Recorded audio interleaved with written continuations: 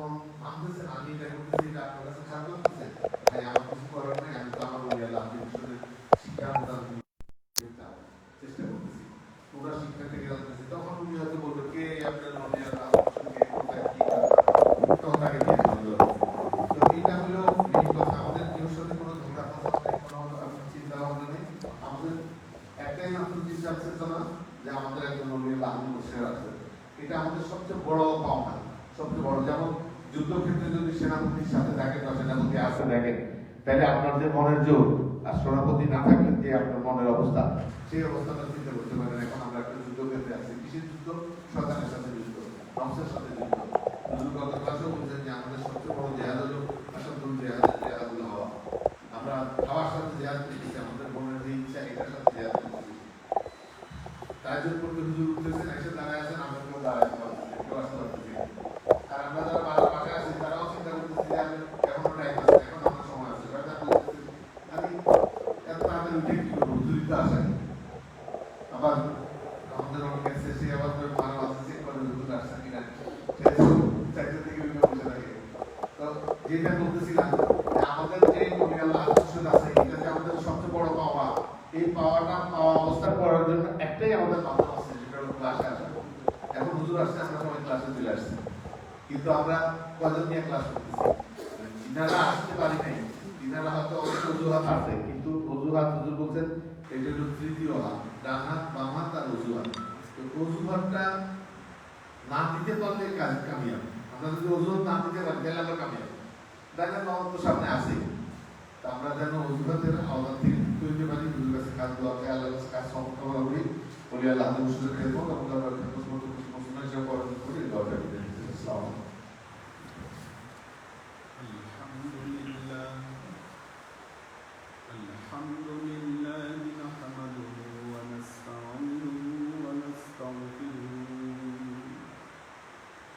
ونؤمن به ونتوكل عليه ونعوذ بالله من شرور أنفسنا ومن سيئات أعمالنا من يهد الله فهو المهتد ومن يضلل فلن تجد له وليا مرشدا فنشهد أن لا إله إلا الله وحده لا شريك له ونشهد أن سيدنا وسندنا ونبينا محمدا صلى الله عليه وسلم الذي أرسله الله بالحق بشيرا ونذيرا وداعيا إلى الله بإذنه وسراجا منيرا. وقال الله تعالى في كلامه المجيد وفرقانه الحميد ما كان محمد أبا أحد من رجالكم ولكن رسول الله وخاتم النبيين وكان الله بكل شيء عليما. إن الله وملائكته يصلون على النبي يا أيها الذين آمنوا صلوا عليه وسلموا تسليما.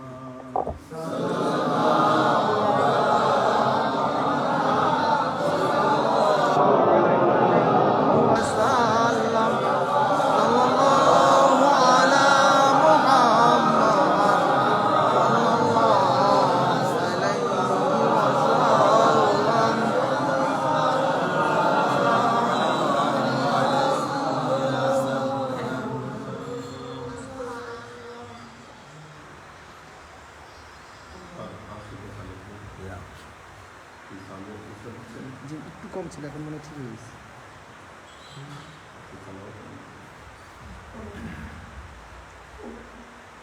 সূরা বাকারা আয়াত নম্বর 36।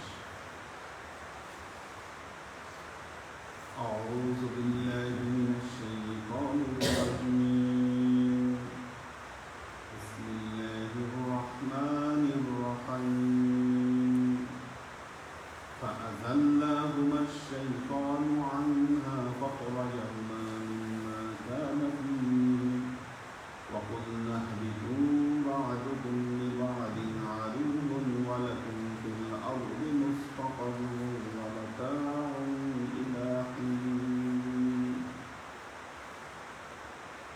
فأزلهما الشيطان فأزلهما তাদের উভয়কেই বিভ্রান্ত করেছে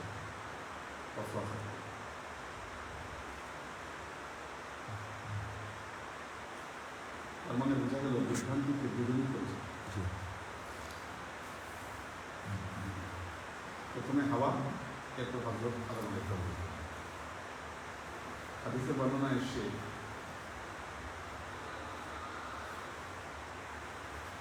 দুটি বর্ণনা এসেছে। এক হচ্ছে সাপের বেশে, যেটা আমাদের প্রচলিত। দ্বিতীয়ত হচ্ছে গাধার চূড়াখানি ভেতরে ঢুকেছে। তৃতীয়ত হচ্ছে চতুষ্পদ সুন্দর চতুষ্পদ জন্তু, চা খাওয়াওয়ালা ওই জন্তু বেশ ধরে থাকার জান্নাতের মধ্যে হামিদ। তো হামিদ মানে গাধা, তো গাধা বা শ্রীজানি এই ধরনের জান্নাতের একটা বেষ্টনী আছে না? হ্যাঁ, যখন শয়তান নিজ সুরতে ঢুকতে গিয়েছে তখন তাকে জান্নাতের যারা কাজেন যারা আছে তারা বাধা দেওয়ার পরে এখন কী করা যায়, তখন সে এই সুরতগুলো ধরে সবার চোখকে ধুলা দিয়ে তারপর জান্নাতের মধ্যে প্রবেশ করছে। আল্লাহ তো যিনি না চাইলে গাছে কথাই বলবে না, আল্লাহ তো সব জানেনি, খবর তো আগেই আছে। এবং শুরুতেই আল্লাহ বলে দিয়েছেন ইন্নী জাইলুন ফিল আরদি খলিফা, আমি আরদে খলিফা তৈরি করবো। জান্নাত আল্লাহ খলিফা তৈরি করতে চাইনি, তাহলে কি জান্নাতে থাকতে এখনো জান্নাতে ডিক্লেয়ার দেওয়া তখন তো খলিফার পছন্দ ছিল না, জান্নাতে সবাই না। দেখতে যায়। হ্যাঁ। তো প্রথমে হাওয়া আলাইহিস সালামকে অস্ত্র দিল শয়তান, গহার মধ্যে আসে গাছ দেখাচ্ছে, বলছে এই যে গাছের ফল কত মিষ্টি ফল, কত সুন্দর রং। মাহাল্লাম ভুলে গেলেন তখন আল্লাহ দিছে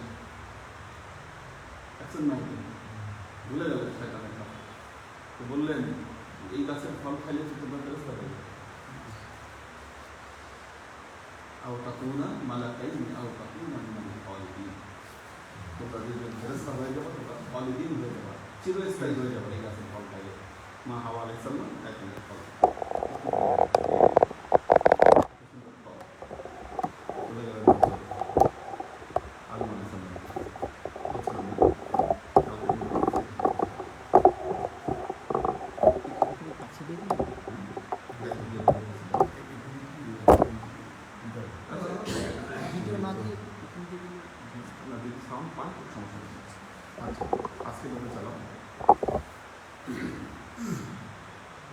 তো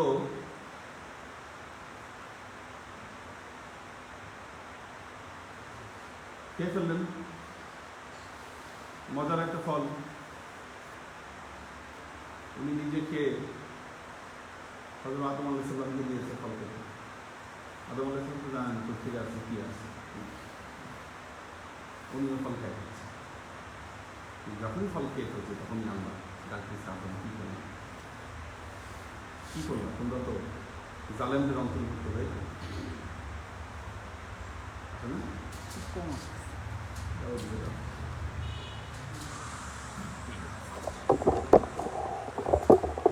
আজকে এছাড়া উপায় নেই।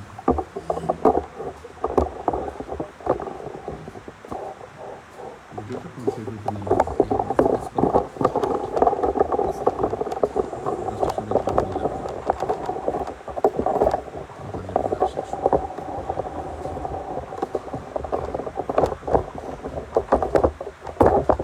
ভিডিও দেখারই দরকার নেই, খুলো।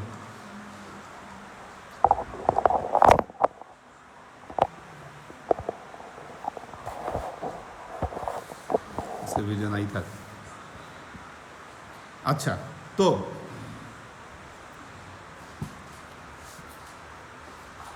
এখন ক্লিয়ার হয়েছে নাকি সাউন্ড?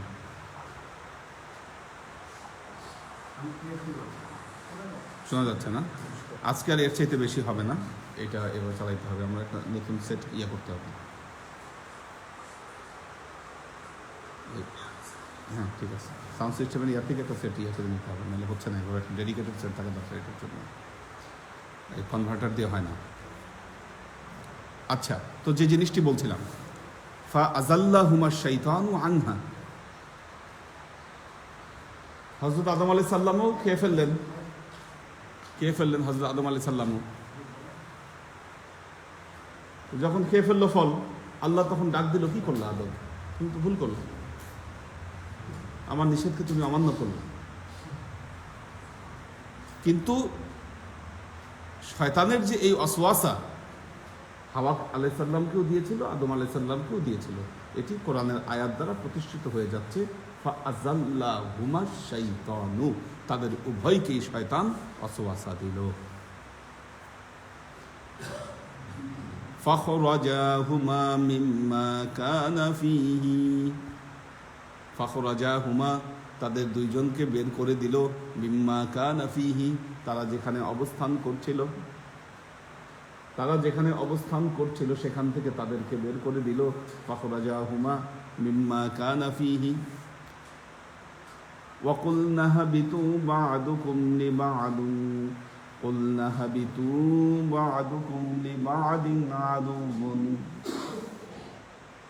দেখেন, ফাআযাল্লাহুমা শাইতান,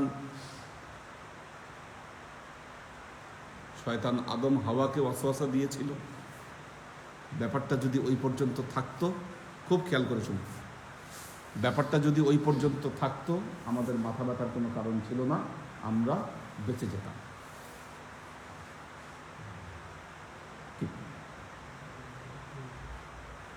শয়তানকে রাজিম ঘোষণা করছে আল্লাহ, কার জন্য?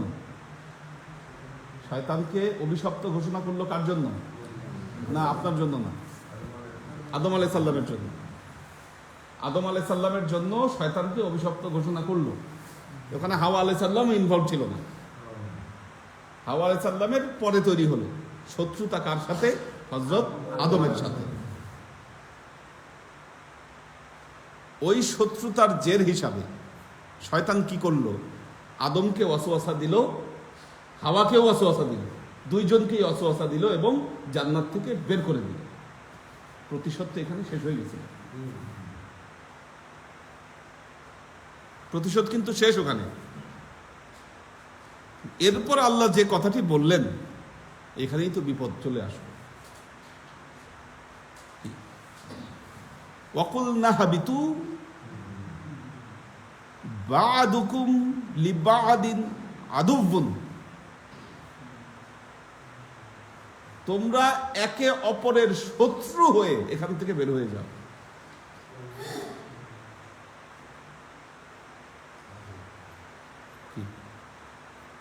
তোমরা শত্রু হয়ে এখান থেকে বের হয়ে যাও। কি আল্লাহ ঘোষণা করে দিলেন, এ তোমার চূড়ান্ত শত্রু, এটা মনে রাখবে।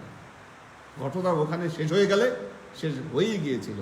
দুনিয়ায় আমরা শয়তানের শত্রুতার সম্পর্ক নিয়েই আমরা এই দুনিয়ায় এসেছি। মনে রাখতে হবে, এই পৃথিবীতে আপনার সবচাইতে বড় শত্রু হচ্ছে শয়তান। এই শয়তানকে যদি আপনি চিহ্নিত করতে না পারেন, এই শয়তানের ওয়াসওয়াসাকে যদি আপনি ধরতে না পারেন, আপনার সবচাইতে ভয়ঙ্কর শত্রুকে যদি আপনি চিহ্নিত না করতে পারেন, অবশ্যই পথভ্রষ্ট হয়ে এই পৃথিবী থেকে আপনাকে বিদায় নিতে হবে।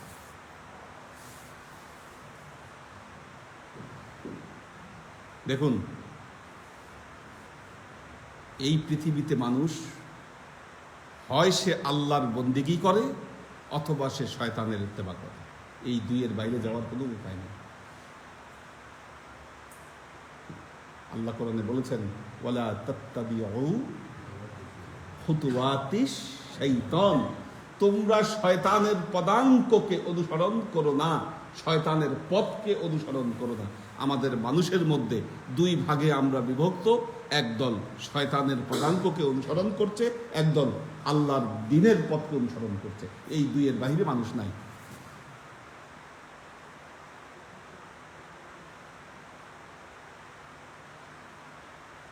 সুযোগ নেই। মাঝখানে থাকার কোনো সুযোগ নেই, সেফ সাইডে থাকার কোনো সুযোগ নেই। হয় আপনি শয়তানের দলভুক্ত অথবা আপনি আল্লাহর দলভুক্ত। শয়তানের দলভুক্ত হলে আপনার পরিণাম জাহান্নাম। দুঃখের বিষয় হচ্ছে এই পৃথিবীতে এই দলের সংখ্যা বেশি। আজকের পৃথিবীতে মানুষ শয়তানের পদাঙ্ককে অধিক অনুসরণ করছে।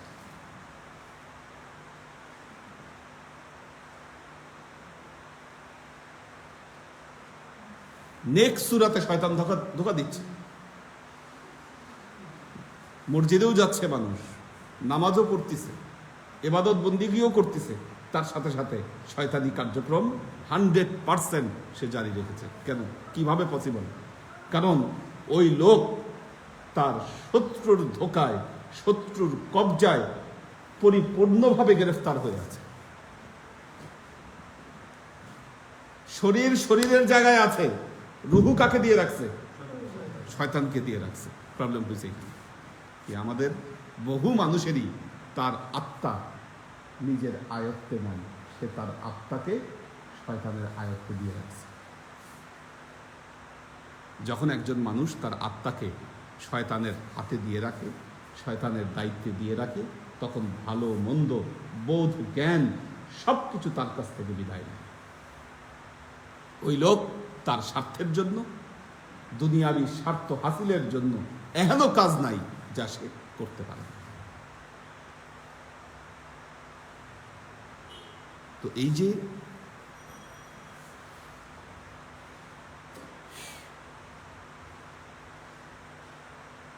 তো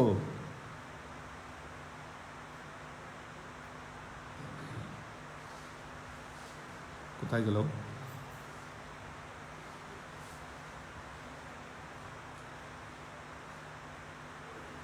আচ্ছা, তো কি বললেন? কুল্লাহবিতু বাদুকুম লিবাদুন বাদিন আদুউন, তোমরা একে অপরের শত্রু হয়ে বের হয়ে যাও। ওয়ালাকুম ফিল আরদি মুস্তাকাররুন ওয়া মাতাউন ইলা হিন,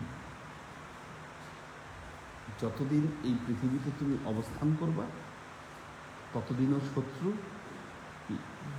কবরের যাওয়ার আগ পর্যন্ত কি কি মৃত্যুর পরে কবরে ঢুকার আগ পর্যন্ত এ তোমার সাথে তার শত্রুতা অব্যাহত রাখবে।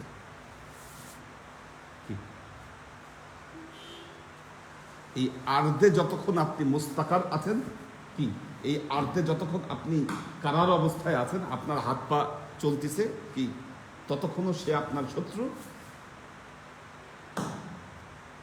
আপনি যখন মারা যাচ্ছেন, মারা যাওয়ার পূর্ব মুহূর্তে কবরে যাওয়ার আগ পর্যন্ত সে আপনার সাথে শত্রু অবস্থায় অবস্থান করবে। কি এই মামুল, এই আদেশ কে দিয়েছেন? আল্লাহ দিয়েছেন। আল্লাহর আশিক ও সালেক বৃন্দ, দেখুন নফস কয় প্রকার? নফস 3 প্রকার। কি কি? নফসে আম্মারা, দ্বিতীয় হলো নফসে লাওয়ামা, 3 নম্বর হলো নফসে মুতমাইন্না। নফসে আম্মারাকে, নফসে আম্মারা কোরআনে আসছে ইন্নান নাফসা লাআম্মারাতুম বিসসু। নফসে আম্মারা খুব ইম্যাচুর নফস, যা ভালো লাগে করে, যা খুশি তাই করতেছে, কি তার মধ্যে কোনো বিবেক নাই, বোধ নাই, জ্ঞান নাই, কি এগুলো কিচ্ছু না। হ্যাঁ, চতুষ্পদ জন্তু, যেমন একটা গরু কি করে? আমাদের তো বাংলাদেশে নাই, ইন্ডিয়ায় দেখবেন এই গরু অনেক। গরু কি করে? দেবতার নামে ছেড়ে দেয়, দেবতার নামে গলায় ঘন্টা পরে ছেড়ে দেয়। তো ওই গরু কি করে? বাজারে, বনে, বাজারে যেখানে যায় সেখানে গেলে মানুষ ওরা আবার এরকম এটাকে আবার সম্মান জানায়, আবার খাইতে দেয়, যা আছে দোকান থেকে খাইতে দেয়। ওটা ও খালি ঘুরে আর খায়। এক একটা হচ্ছে স্বাস্থ্য। কোরবানির সময় ওগুলো পাইলে আমাদের এখানে কয়েক লাখ টাকা বিক্রি করা যাবে।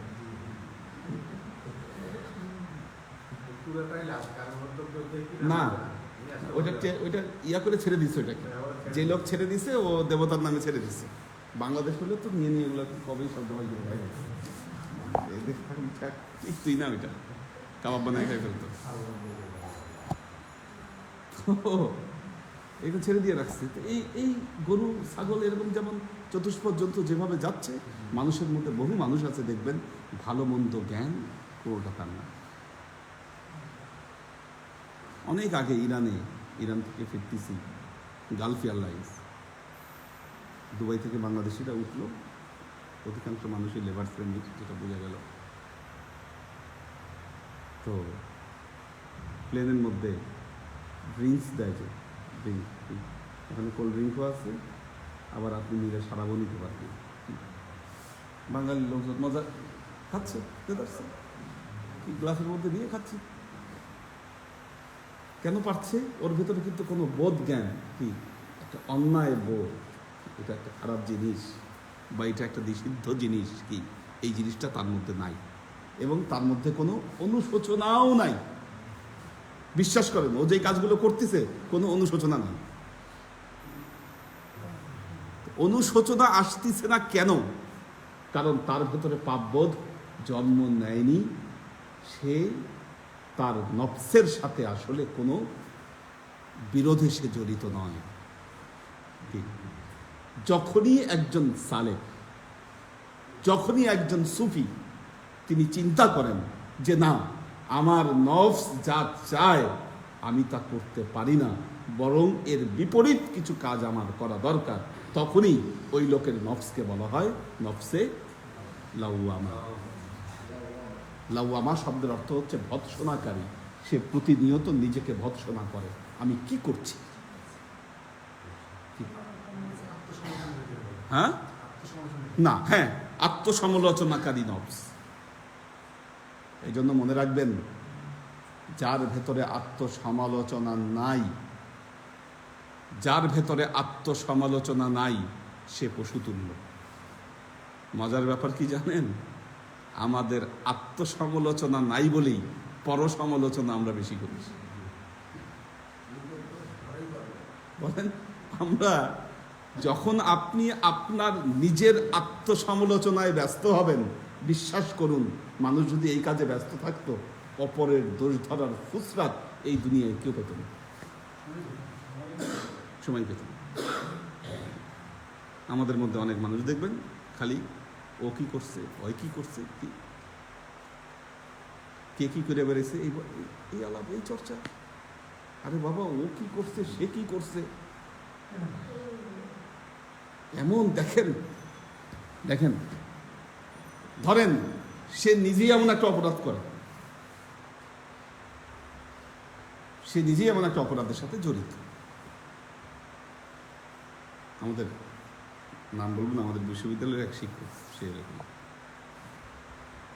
আমি তাকে জিজ্ঞাসা করছি, বলছি আপনি যেটা করেন সেটাই আপনি মানুষকে মানা করেন কেন? ঠিক আছে, সে ওই কাজটা করার আগে ওইটা নিয়ে একটু চোটপাট করে দেয়, ঠিক আছে, চোটপাট করে পরে দেখা যায় যে সে ওই কাজ সে নিজেই করতেছে। বলে এটা করতে হয়, নাহলে মানুষে তোমরা চার্জ করবে। তুমি আগেই ওইটা নিয়ে চোটপাট করলে ওই জিনিস নিয়ে কেউ আর তোমরা চার্জ করার সময় পাবে না, সুযোগই পাবে না। এটা তার ফিলোসফি, বুঝছেন? তা আপনি শত এরকম কাজ করতেছেন, এই জন্য ওমর কইয়াম একটা কথা বলছে, গার নেই না করি তো আনের মাজান মাস্তানরা। বলতেছে তুমি শরাব খাচ্ছ না, ঠিক আছে, কিন্তু যে মাতাল তাকে তুমি ভৎসনা করো না। সাদ কর মিকুনি, তুমি এমন শত সহস্র কাজ করো যেই কাজের কাছে এই মদ খাওয়াটা শিশু মাত্র। অনেক বড় বড় আকাম তুমি করে আছো। ওমর খৈয়াম, হ্যাঁ, বলতেছে গার নেই না করি তো অনেক মাজান মাস্তানরা, তুমি যদি শরাব না খাও তাহলে মাস্তান, মাস্তান শব্দ হচ্ছে মাতাল, মাতালদেরকে ভৎসনা করো না। কারণ তুমি নিজে এমন অনেক কাজ করতেছো যেটার কাছে ওই শরাব খাওয়া ওই এটা শিশু তুল্য, হচ্ছে বড় বহুত বড় বড় আকাম করে তুমি হজম করে ফেলতেছো।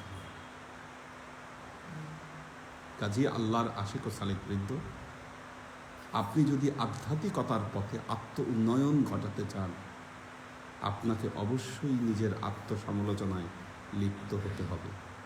কি যিনি, মনে রাখবেন,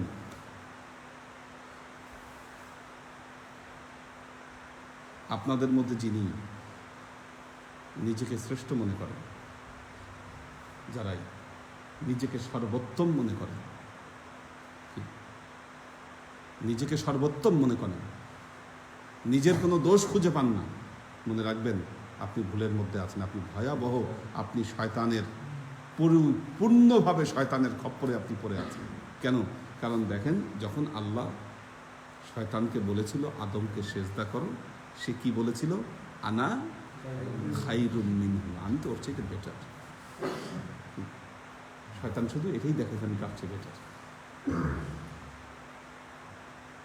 আত্মসমালোচনা প্রত্যেকের জন্য জরুরি, প্রতিটি মানুষের জন্য আত্মসমালোচনা জরুরি। আপনি নিজেকে সমালোচনা করুন।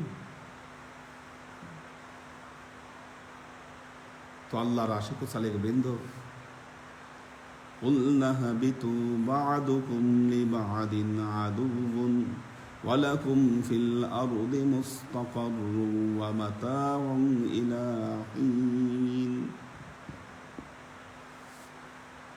প্রতিটা মুহূর্তে শয়তান আপনাকে ওয়াসওয়াসা দিচ্ছে। যারা এই শয়তানি শক্তির বিরুদ্ধে পাঞ্জা না লড়ছে, ফাইট করতে হবে, আজীবন ফাইট করতে হবে আপনাকে, যুদ্ধ করতে হবে, নাহলে টিকে থাকতে পারবেন না। এত সস্তা না, এটা এত সহজ না। শয়তানের সাথে কবরে যাওয়ার আগ পর্যন্ত আপনাকে যুদ্ধ করতে হবে।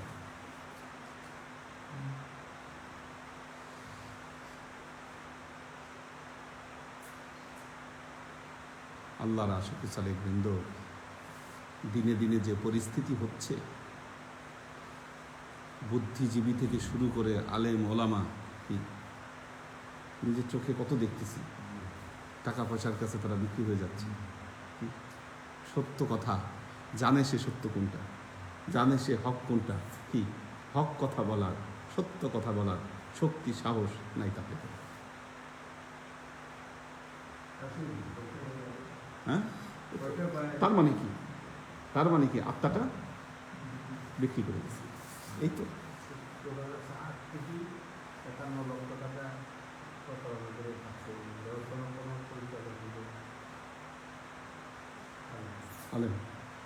এই যে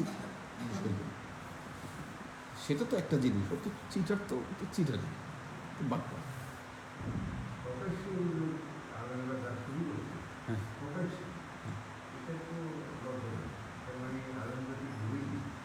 স্বার্থ স্বার্থ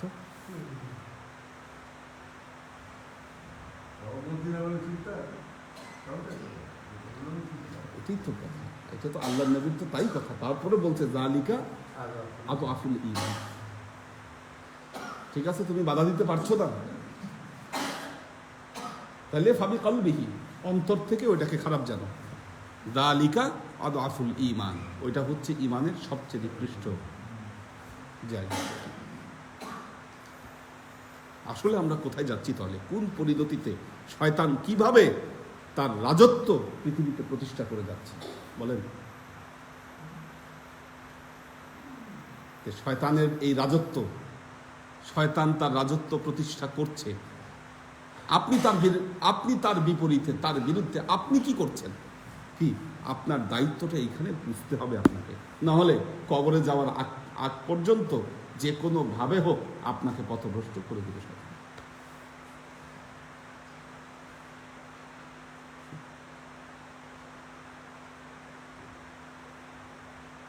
দেখুন, করোনা আসছে, আমি বলবো আমাদের অনেক পীর ভাইয়ের জন্য করোনা আশীর্বাদ হয়ে আসছে। যারা চলে গেছেন আমাদের কাছে জীবনের শেষ পর্যন্ত কিন্তু ওরা লেগেছে। তোমাকে এই একটা সার্টিফিকেট তো দিতে পারবেন, এটা ওনাদের জন্য আশীর্বাদ হয়ে আসছে। আমাদের দৃষ্টিভঙ্গিগুলো অন্যরকম কাজ করে কি, যারা চলে গেছেন হ্যাঁ তাদের বিয়োগ আমাদেরকে ব্যথিত করছে, কিন্তু আমরা আশা রাখি তারা নশ্বর পৃথিবী ছেড়ে অবিনশ্বর পৃথিবীতে আমাদের চাইতে তারা ভালো অবস্থায় আছে। কারণ আমাদেরকে এমন কিছু দেখতে হবে আরও যতদিন পৃথিবীতে থাকবো কি ওনারা ওই দৃশ্য দেখার আগেই চলে গেছে। কবি নজরুল এরকম একটা কথা বলছিল, এ দৃশ্য দেখিতে যেন আর নাহি বাঁচি, সমাধি হইতে যেন আর নাহি উঠি প্রলয়ের আগে।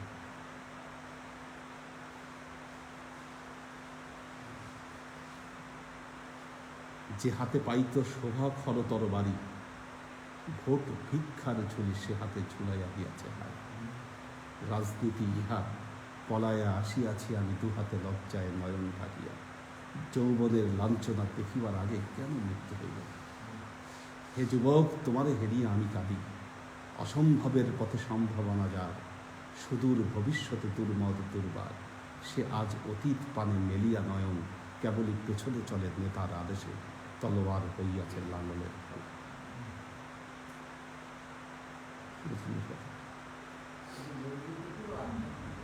তো উনি বলছে যে এই দৃশ্য যে ভারতবর্ষের যুবকেরা বৃদ্ধের মতো রাস্তার পাশে বসে বসে আগুন পোহাবে, ঠিক এই দৃশ্য দেখিতে যেন আর নাহি বাঁচে। আল্লাহ তবে এই দৃশ্য দেখার জন্য আমাকে বাঁচিয়ে রাখবেন। সমাধি হইতে যেন আর নাহি উঠি প্রলয়ের আগে, কাল কিয়ামতের আগে যেন না উঠতে হয় এই কবর থেকে। উঠলে তো দেখতে হবে।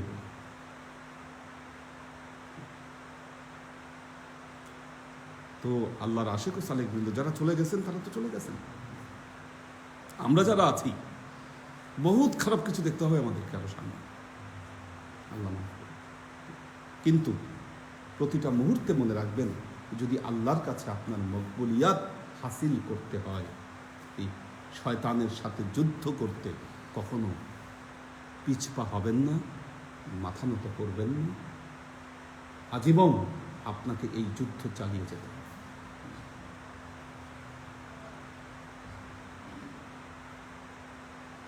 এই আয়াতের শিক্ষা হচ্ছে আমাদের জন্য এটাই। দেখুন, সবচেয়ে কঠিন কথা হলো এটা, ওয়ালাকুম ফিল আরদি মুস্তাকাররুন, যতক্ষণ মুস্তাকার আছে কি ততক্ষণ সে শত্রু। আবার যখন মাতাউন ইলাহিন কি, ওখানে যখন চলে যাব তার আগ পর্যন্ত সেই শত্রু। এই জন্য হাদিসে আসছে যে মৃত্যুর আগ পর্যন্ত, যখন মৃত্যু মুখে মানুষ পতিত হয়, ওই মুহূর্তে শয়তানের সাথে তাকে ধোঁকা দেওয়ার চেষ্টা করে। যেটা তো সুযোগ, এটা আমরা এই মুহূর্তে কাজে লাগাই, শয়তান বলে।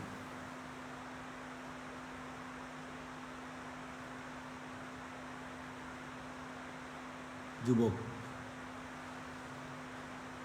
আগে মানুষ শয়তানের বন্দিগি করত নীরবে নীরবে,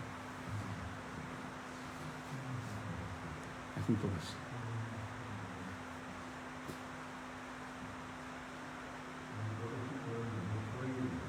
শয়তান তো অনেক ব্রিলিয়ান্ট করছে, সন্দেহ নেই কেন, যে মুআল্লিমুল মালাইকা তার ব্রেনটা কোন পর্যায়ে, মারাত্মক পর্যায়ের ব্রেন। আচ্ছা, এখন দেখুন একটা জিনিস, আমাদের ভারতবর্ষে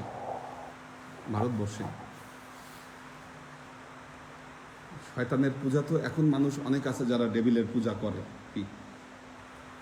কিন্তু আমাদের এই ভারতবর্ষে দীর্ঘ সময় কালী পূজার প্রচলন ছিল। আপনারা জানেন কালী কি? শয়তান। কালী মানেই শয়তান। তাহলে মানুষ এখানে মন্দির বানায় এই কালীর পূজা করছে। এখন কিন্তু কালী মন্দির অনেক বন্ধ হয়ে গেছে, কিন্তু বাংলাদেশে অনেক কমে আসছে। খুশি হওয়ার কারণ নেই, কারণ একটা উদাহরণ দেই।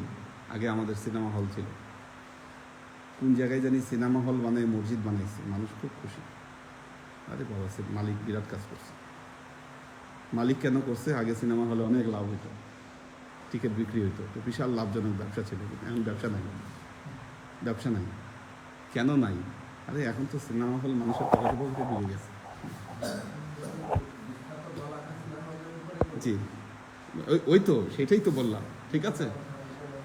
তার এই যে আমাদের খুব বেশি দূরে যাওয়ার দরকার নেই তো, এই যে কল্যাণপুর না, হ্যাঁ, বিএটি সিনেমা হল নাই। এই যে আমাদের এখানে শ্যামলী না কল্যাণপুর, শ্যামলী এখন যে মার্কেটটা করছে, কি এটা তো সিনেমা হল ছিল। এত বেশি দূর যাওয়ার দরকার কি?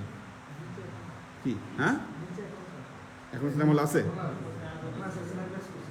আচ্ছা, কিন্তু আগের মতো যেমন বাইরের পোস্টার দিয়ে রাখতো এরকম তো এখন মার্কেট করে দিচ্ছে। ঠিক আছে, কারণ কি? কারণ চলে না তো, চলবে কেন? এখন তো মানুষের পকেটে পকেটে সিনেমা হল। আগে দেখতেন যে এলাকায় এলাকায় মানুষ ওই ক্যাসেটের দোকান দিত, যখন বাংলাদেশে প্রথম ভিসিআর বা ভিসিপি এই জিনিসগুলো আসে, কি মানুষ ওইগুলো নিয়ে দৌড়াইতো, চায়ের দোকানের আশেপাশে থাকতো। এখন তো দরকার নাই, পকেটে পকেটে ঢুকাই দিছে। কাজেই কালী পূজা বন্ধ হয়ে গেছে মানে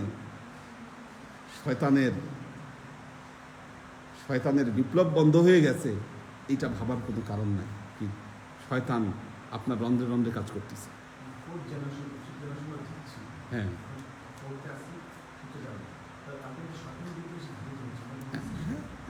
আল্লাহকে ভুলে যাচ্ছে, ইয়াং ব্যাচ আল্লাহকে ভুলে যাচ্ছে।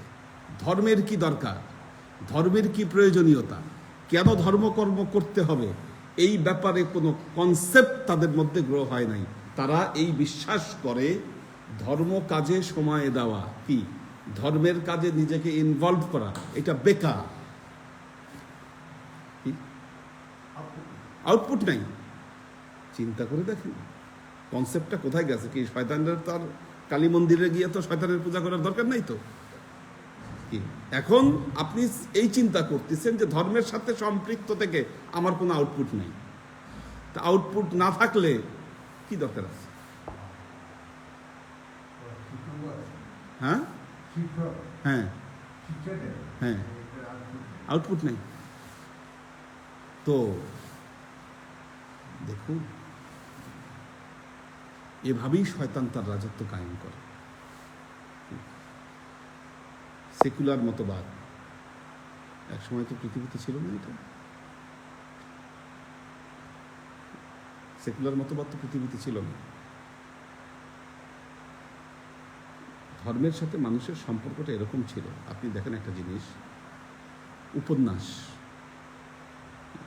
উপন্যাস থেকে শুরু করে পুরনো বাংলা সাহিত্য ধরেন, বাংলা সাহিত্য পড়ে, বাংলা সাহিত্যের যত পুরনো যত সাহিত্য রচনা, কি সব ধর্মকেন্দ্রিক। হয় ওইদিকে রামায়ণ, কি ওটার কাহিনী, অঙ্গ কাহিনী, মহাভারত, হিন্দুদের এগুলো। আমাদের দেখবেন বিভিন্ন জারি গান, কি রাসূলের মেরাজ নিয়ে যত কিছু রচনা হয়েছে। আলাওয়ালের যে এই যে পদ্মাবতী, হ্যাঁ, ধর্মীয় কাহিনী, এগুলো সব ধর্মীয় কাহিনী। ইউসুফ জুলেখা, কি ধর্ম ছাড়া কেউ কিছু করতো না ওই সময়।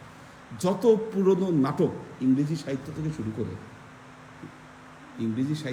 শুরু করে যত পুরনো মানুষ নাটক করত, সেটাও ধর্ম নিয়ে, ধর্মের বাইরে যেত না কেউ। এই চিন্তাই মানুষের ছিল না।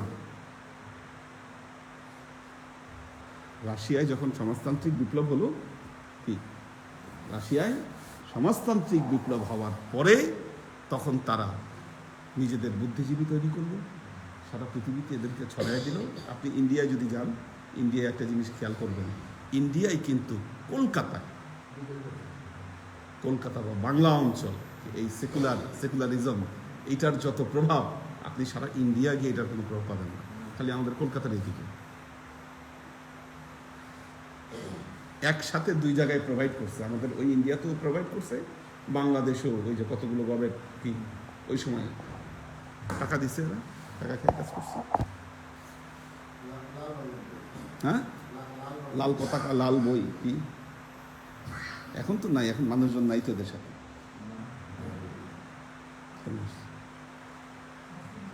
হ্যাঁ, ওই দুই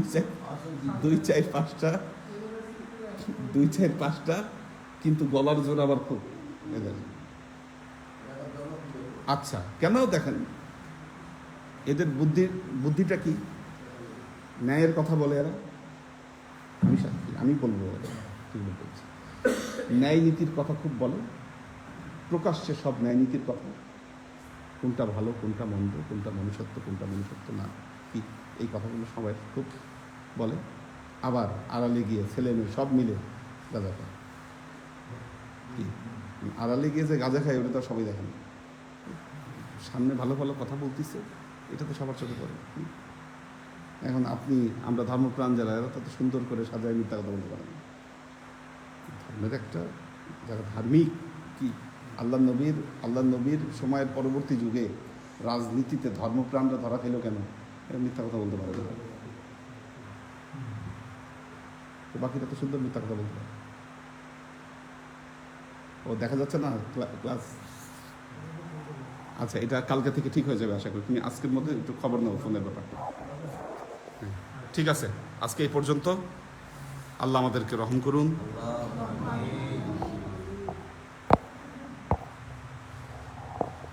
ওয়াসিম খান, লুমা তাবাসসুম লুবনা, আমির হোসেন, আমাদের হানিফ, এহসান সুলতানা সালাম জানিয়েছেন, হানিফ সালাম দিয়েছে, আরিফা শেখ সালাম জানিয়েছেন, শাকেরা আফজারা, মাহফুজুল হক উজ্জ্বল সালাম জানিয়েছেন, ওয়াসিম খান সালাম জানিয়েছেন, ওমর শরীফ সালাম জানিয়েছেন, আমির হোসেন সালাম জানিয়েছেন।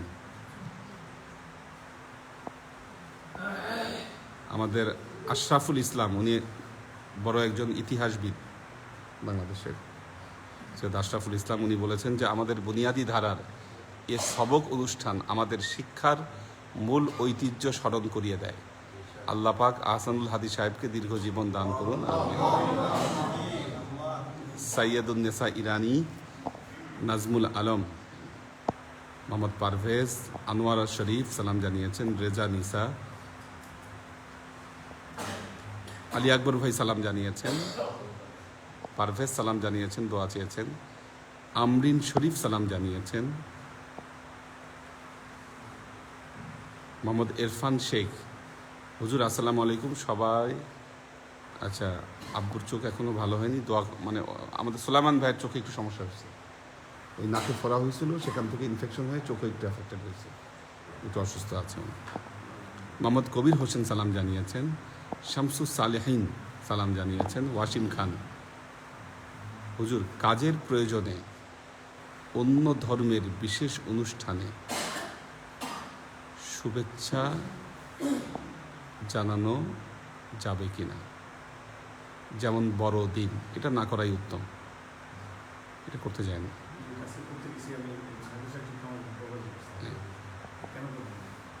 না, একটা বিষয় এখানে, একটা বিষয় আছে, সেটা হলো সব ধর্মীয় অনুষ্ঠান না, যেমন বড়দিনটা যেটা হযরত ঈসা আলাইহিস সালামের যে জন্মদিন, যেটা উনি কিন্তু আমাদের ধর্মেরও নবী, ঈসার কথা আলাদা, ঠিক আছে, তবে এগুলো না যাওয়াতেই উত্তম। হ্যাঁ,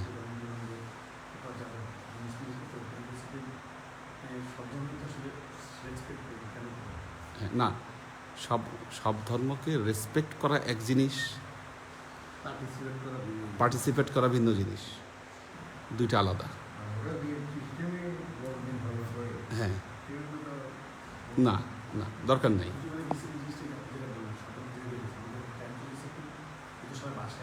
হ্যাঁ,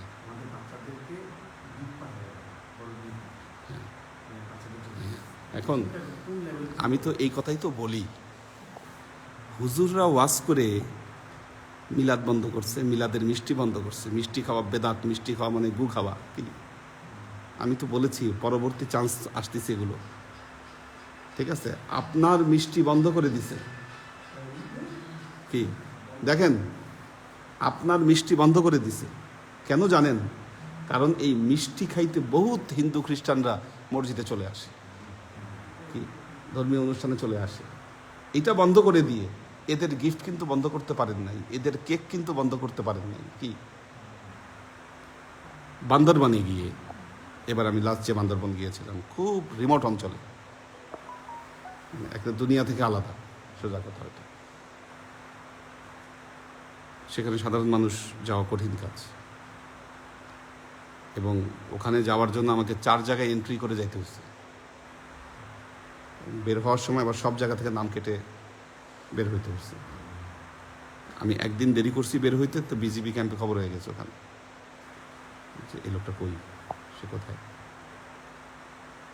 সেখানে জায়গায় জায়গায় গির্জা আছে, পাহাড়ি অঞ্চলে গির্জা। ইতিহাসটা আমি জানি না, ইতিহাস বের করতে পারি নাই, কিন্তু আমার বিশ্বাস পাহাড়ি অঞ্চলে খ্রিস্টান ধর্মের যে এত প্রচলন, অবশ্যই সেখানে কোনো মিশনারি কাজ করছে, মিশনারি কাজ করছে ওখানে। না করলে এই অবস্থা হওয়ার কথা না। এগুলো জায়গা থেকে তো আমরা পিছিয়ে আছি।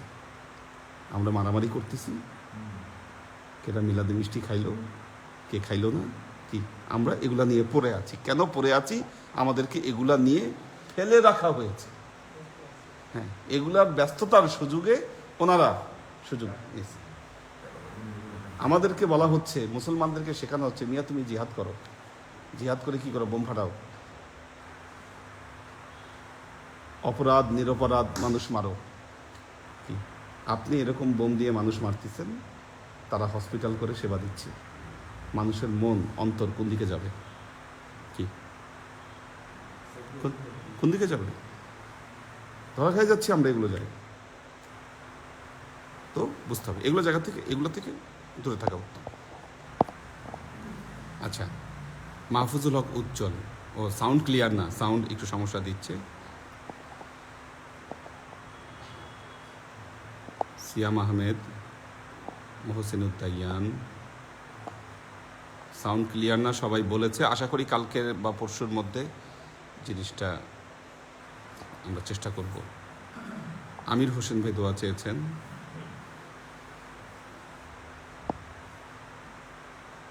পারভেজ সোহান সালাম দিয়েছেন, দোয়া চেয়েছেন। একে আজাদ, সাগর সরকার সালাম জানিয়েছেন।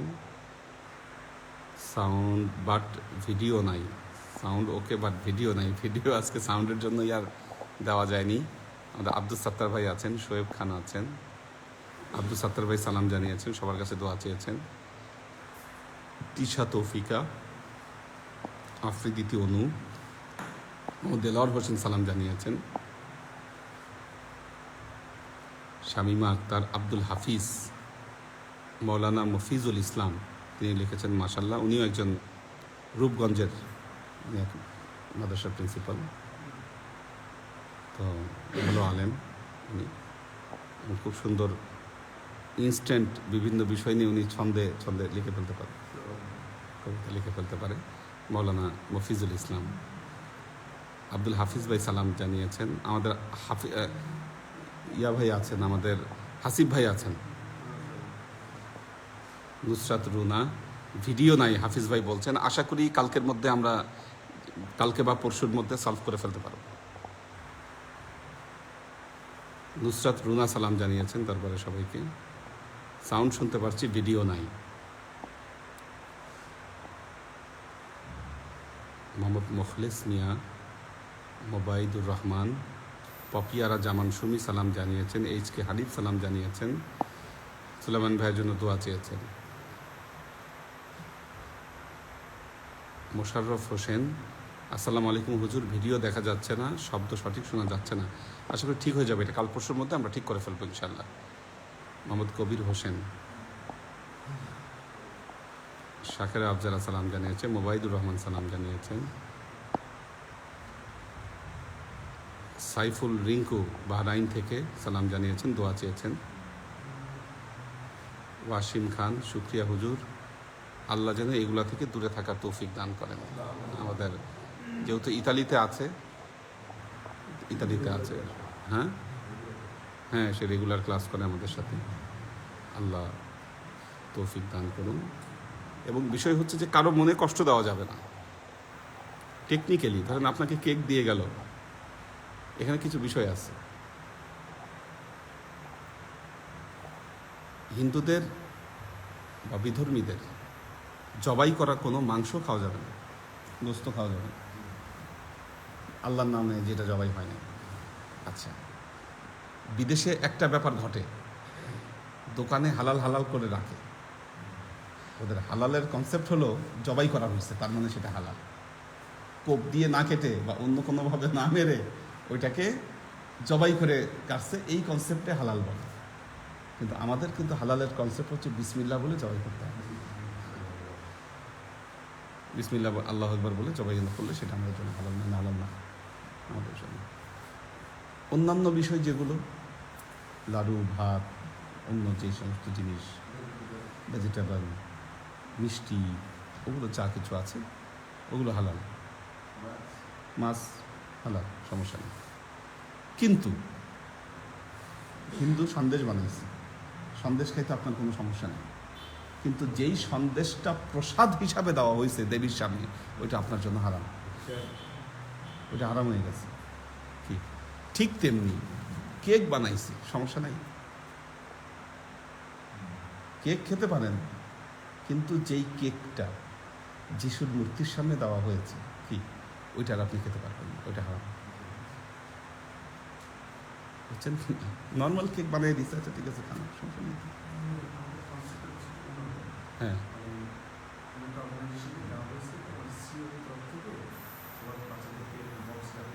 আচ্ছা, কোনটা? এটা যদি অন্য কোনো জায়গা থেকে আসে, জায়গা থেকে আসলে খাওয়া যাবে। উত্তম হলো গরিব বাচ্চাদেরকে দিয়ে দেন। পথের কত শিশু আছে জীবনে খাইতেই পায় না, দেখুন ওদেরকে দিয়ে দেন, খুশি হবে, আল্লাহ খুশি হবে। দরকার কি আপনার ফ্যামিলিতে এটা টাইনা নিয়ে আসে? কোনো দরকার নেই। আপনার ছেলে মেয়েকে এগুলো খাওয়ানোর কোনো দরকার নেই। আমার কিছু স্টুডেন্ট আছে এরকম, ইয়ার সময় আসলে, হিন্দু স্টুডেন্ট, পূজার সময় আসলে ওই বাসায় এসে এগুলো দিয়ে যায়। ও জানে বাসায় এসে দিয়ে যায়, এসে এখানে অফিসে দিয়ে যায়। কি আমি বলি যে হ্যাঁ আমি খাবো। পরে কি করি, ওইটা সব কখনো খাই না, ওইটা দিয়ে দিই, সব ভুলে দিই। হ্যাঁ,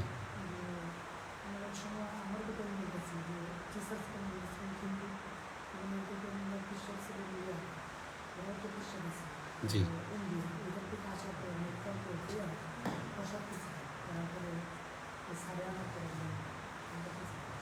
প্রসাদ করছে মানে কি? প্রসাদের অর্থটা কি?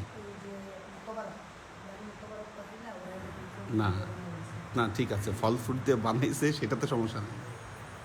প্রসাদ সেটাকেই বলা হয় যেটা দেবীর জন্য উৎসর্গ করা হয়েছে, দেবীকে খাইতে দিছে। হ্যাঁ, ভোগ দিছে। আমরা যে ইয়াতে গেছিলাম, আমার মনে আছে, চায়নাতে, এবং চায়না বেল্ট পুরাটাই, চায়নায় গিয়েছিলাম, আরেকটা গিয়েছিলাম কম্বোডিয়া। কঠিন রোদের মধ্যে হাঁটতে স্কোয়ারের সামনে ওখানে বিভিন্ন জায়গায় বৌদ্ধ মূর্তি আছে। দামি দামি কোল্ড ড্রিঙ্কস ফিলা দিয়ে রেখে দিয়েছে এখানে বোতল ভরা। আমাদের সাথে একজন যিনি গেছে, কই ভাই খাই, এটা খুব স্পেশাল লাগছে। ঠিক আছে, কোল্ড ড্রিঙ্কস মূর্তি ও কী করবো এটা দিয়ে? তো এই যে বিষয়গুলো, ওগুলো হারাম। বুদ্ধের সামনে দিছে, বুদ্ধের মূর্তির সামনে যখনই দিছে তখনই হারাম হয়ে গেছে। না দিলে সমস্যা নেই, ঠিক আছে, না দিলে সমস্যা নেই। কিন্তু এগুলাকে যত অ্যাভয়েড করা যায়, যতটা অ্যাভয়েড করা যায়।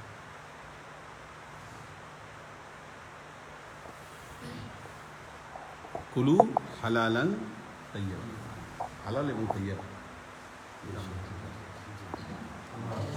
اللهم آمين. اللهم صل على محمد وعلى ال محمد كما صليت على ابراهيم وعلى ال ابراهيم انك حميد مجيد. اللهم بارك على محمد وعلى ال محمد كما باركت على ابراهيم وعلى ال ابراهيم انك حميد مجيد. ظلمنا انفسنا وان لم تغفر لنا وترحمنا لنكونن ربنا آتنا في الدنيا حسنة وفي الآخرة حسنة وقنا عذاب النار. ربنا لا تزغ قلوبنا بعد إذ هديتنا وهب لنا من لدنك رحمة إنك أنت الوهاب. اللهم إنك عفو تحب العفو فاعف عنا يا غفور رحيم غفور. اللهم نور قلوبنا بنور الإيمان ونور قلوبنا بنور الإسلام ونور قلوبنا بنور الإحسان وزين أخلاقنا بنور محمد صلى الله عليه وسلم. اللهم إنا نسألك علما نافعا رزقا واسعا عملا مقبولا شفاء من كل داء قلبا خاشعا ذهنا ذاكرا إيمانا قاملا توبة قبل الموت راحة عند الموت ونجاة بعد الموت. اللهم إنا نسألك رحمتك في كل دولة صلاحا في كل أمر ونعوذ بك من الشرك والشك والنفاق والبدعة ومن كل والعاصي. يا الله يا رحمن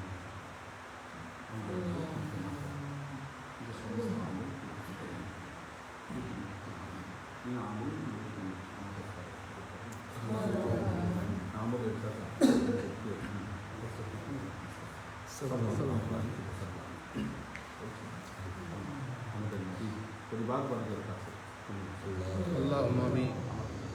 সাহবায়ে কেরামের কাছে اللهم آمين. এই দুনিয়ার সমস্ত আউলিয়া সাহবায়ে কেরাম তাবাঈন তাবাঈন ওয়ালি আউলিয়া গাউস কুতুব আমাদের মা বাবা ভাই বোন আত্মীয় এই দরবার থেকে সবাই তুমি তোমার হাবিবে আমাদের সবাই আমাদের সমস্ত অভাব বালা মুসিবত রোগ শক্তি বিরোধিত করে দূর তোমার দিন আসার মতো اللهم آمين. আজ রমজান তোমার হেদায়েতের প্রতিষ্ঠিত اللهم سبحان ربك رب العزة عما يصفون سلام على المرسلين والحمد لله رب العالمين. أجعل آخر كلمة